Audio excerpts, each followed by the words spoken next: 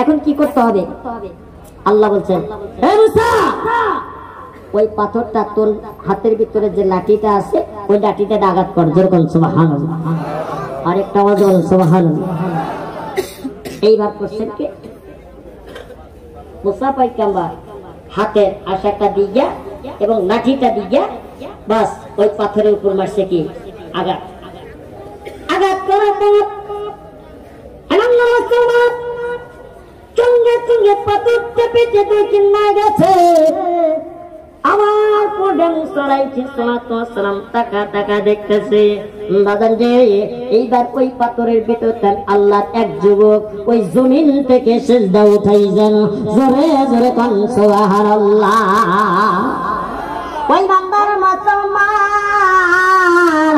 আমার পর্দার মা বোনেরা কবির মনোযোগ দিয়ে শোনো। আজকে তোমরা কেন পর্দায় থাকো না? কেন চোখটা যে কথা বলো না? কেন স্বামীর কথা মানো না? কেন স্বামীর হুকুম মতে চলো না? তোমাদের ভিতরে কি আল্লাহর ভয় নাই? মা গো, তোমাদের মতিমন্দার ছিল মাসিয়া, তোমাদের মতিমন্দার ছিল মা খাদিজা, তোমাদের মতিমন্দার ছিল মা আয়েশা, তোমাদের মতিমন্দার ছিল মা ফাতেমা। মা, একটু তাদের কথা স্মরণ করো। আজকে কিন্তু তোমরা সেই জাতির মা, আজকে তোমরা কিন্তু পর্দায় থাকো না, চোখটাও যে কথা বলো না, স্বামীর হুকুম মতে চলো না। জোরে জোরে কোন কথা ঠিক কিনা?